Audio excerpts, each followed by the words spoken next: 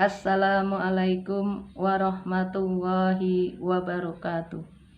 Innal hamdulillah nahmaduhu wa nasta'inuhu wa nastaghfiruh wa na'udzu billahi min sururi anfusina wa min sayyiati a'malina may yahdihillahu fala mudhillalah wa may yudlillahu fala hadiyalah.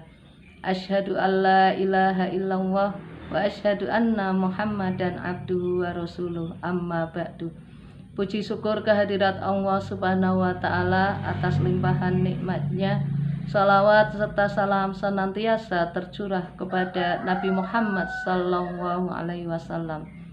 Sahabat Aisyah yang dirahmati Allah, perkenalkan, nama saya Hikmawati dari Desa Kedung Jaran, mewakili pimpinan cabang Aisyah Sragi.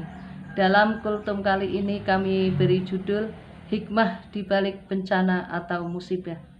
Bencana atau musibah seringkali hadir dalam kehidupan kita, datangnya mendadak tanpa diundang, sehingga menimbulkan kesedihan yang mendalam, menimbulkan rasa kehilangan, kekhawatiran, bahkan sampai pada titik nadir ketidakberdayaan.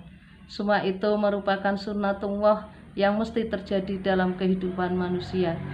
Sebagaimana firman Allah Subhanahu wa Ta'ala dalam surat Al-Baqarah ayat 155.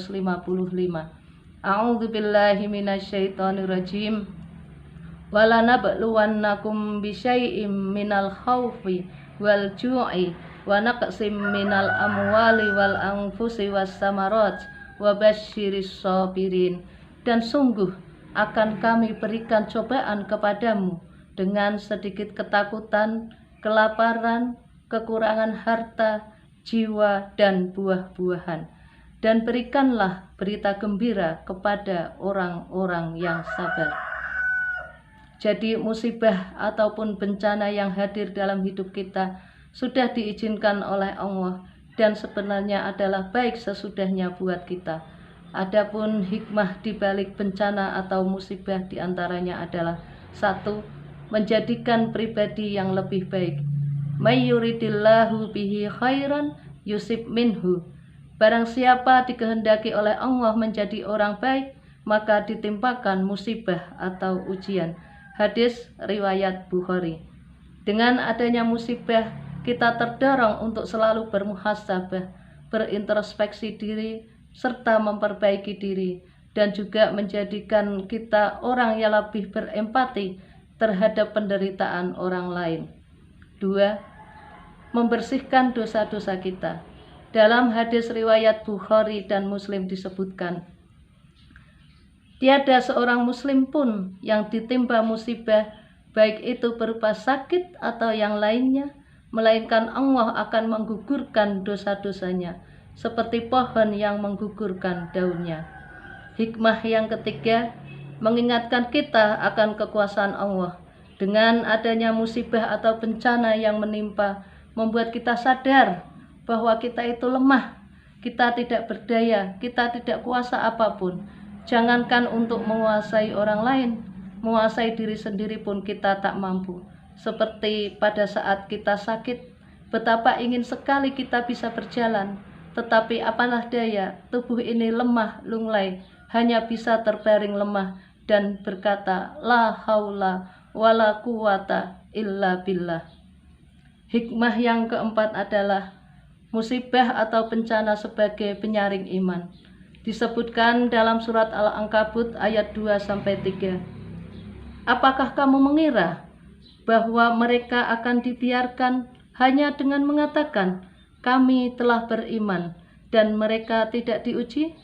Sungguh kami telah menguji orang-orang sebelum mereka, maka Allah pasti mengetahui orang-orang yang benar dan pasti mengetahui orang-orang yang dusta. Bencana atau musibah sengaja Allah hadirkan untuk menguji keimanan kita. Apakah dengan adanya takdir yang buruk itu, kita menerimanya dengan ikhlas? Kita menerimanya dengan sabar?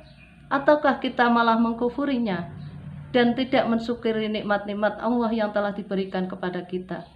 Jika kita orang yang beriman, tentu sadar bahwa semua itu merupakan takdir dari Allah dan menerimanya dengan ikhlas dan legowo, dan selalu mendekatkan diri kepada Allah. Allahus Samad, dan hanya selalu bergantung kepada Allah. Hikmah yang kelima, meningkatkan derajat. Bila kita sabar dalam menghadapi musibah ataupun cobaan yang hadir dalam hidup kita, maka Allah akan memberikan rahmatnya, memberikan petunjuknya, memberikan solusi-solusi dari setiap hal-hal yang kita hadapi, memberikan solusi dari setiap permasalahan kita, dan juga Allah akan memberikan kemudahan dalam hidup kita, memberikan ketenangan dalam hidup kita. Bukankah setelah badai akan ada pelangi? Wa basyiris sabirin. Demikianlah kultum yang dapat kami sampaikan. Semoga bermanfaat. Mohon maaf kurang lebihnya. Kami akhiri. Nasrum minallahi wa fathun qarib. Assalamualaikum warahmatullahi wabarakatuh.